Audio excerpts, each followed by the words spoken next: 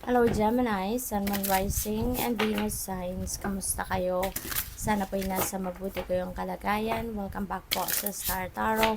At kung bago kayo rito, welcome din po kayo. Please subscribe, like, share my videos, and leave me a comment po kung nakaresonate kayo. Una mensahe po ninyo ay Spirit of the River. There is movement toward adventure. So maybe ngayon, handa na kayo na mag-adventure, handa na kayo na mag-explore ng mga bagong bagay, bagong sitwasyon or mga bagong lugar, no? Depende sa inyong sitwasyon.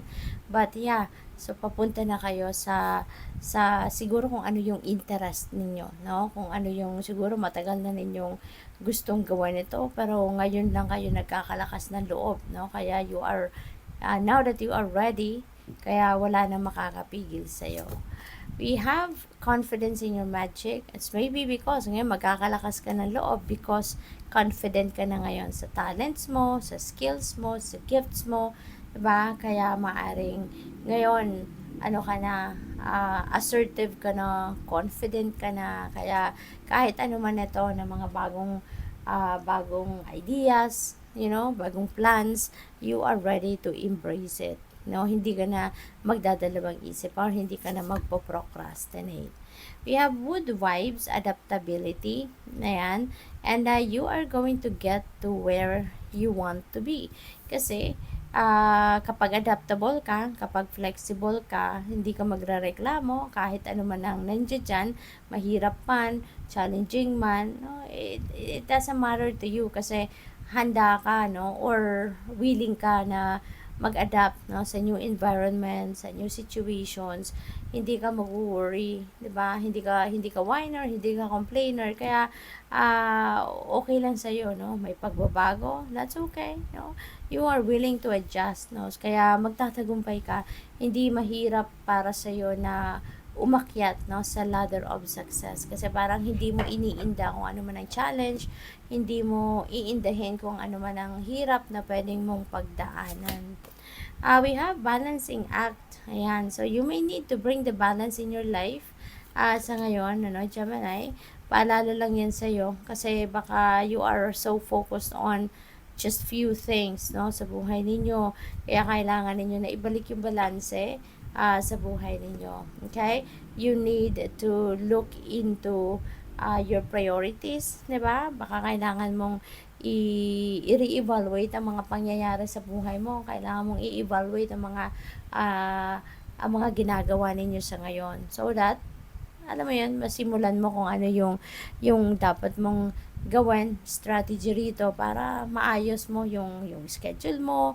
'Di ba? Kasi baka multitasking ka at baka may mga naniniglect ka, no, na ibang parte ng nabuhay mo. Kaya siguro baka nagmamanifest na dito yung pwedeng problema, 'di ba? Kaya panawagan ito sa iyo na you may need to do some balancing act sa ngayon sa inyong sitwasyon.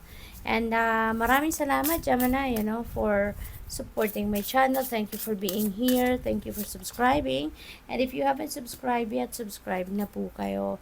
At saka, if you are interested po to join the membership, nandiyan po yung join button sa baba na video. Thank you. So, Archangel Raguel is here also to help you. There is justice, harmony, solutions, no? So, maganda kasi siguro kung anong para sa iyo, whatever it is that is meant for you, or whatever it is that you deserve, yan ay makukuha mo, no? Yan ay bibigay sa iyo ng universe. Deserve mo yan, no? So, go for it.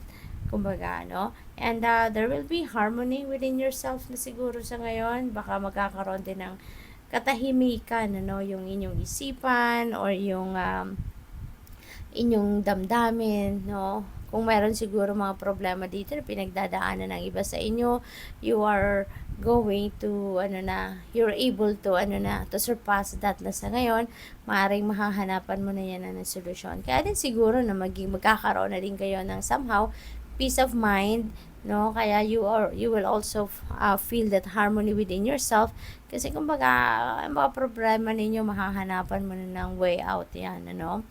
And Archangel Zadkiel is here as well, no? There is self-acceptance.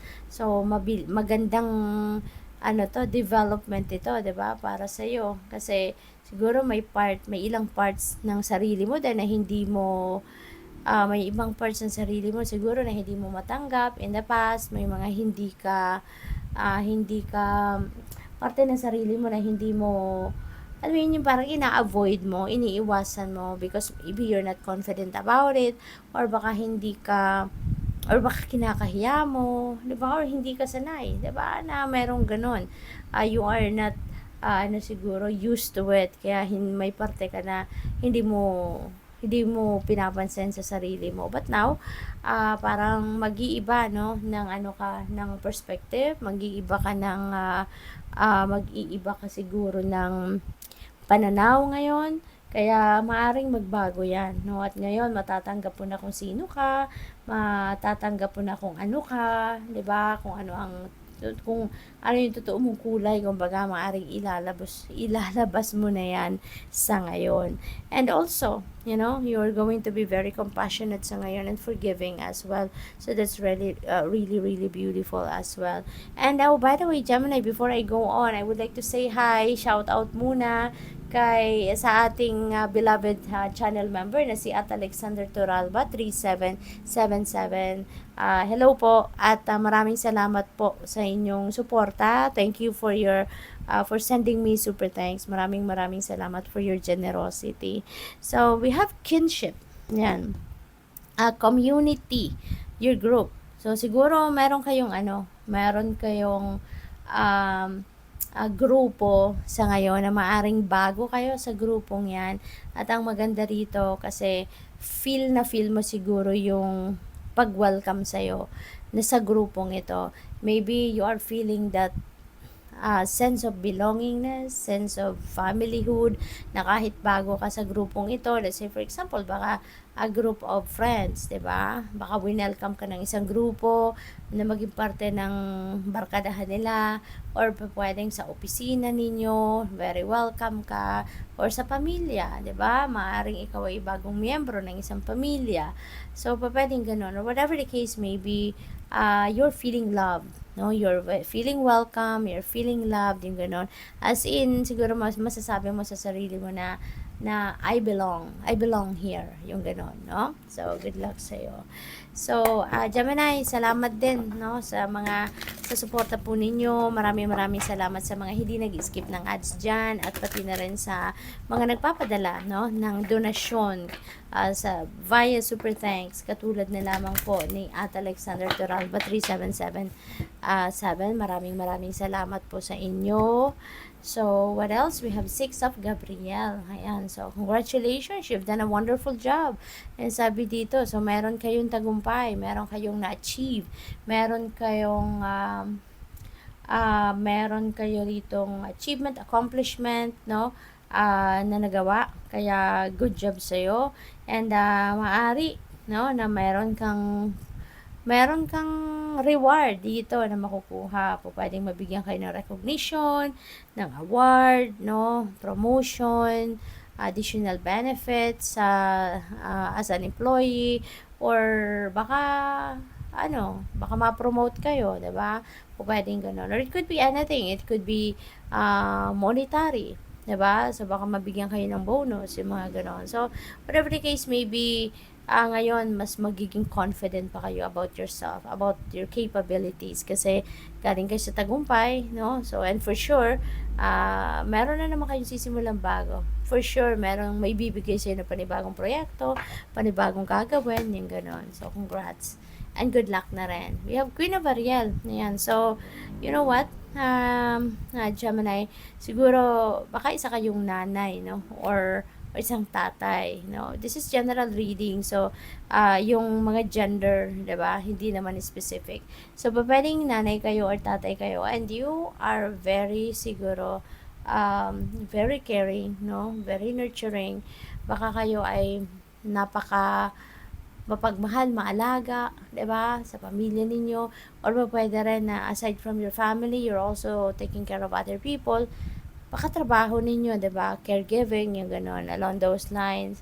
So, a reminder din ito para sa inyo na while you are taking care of and loving other people, wag din ninyong kakalimutan i-nurture din, no, yung sarili ninyo.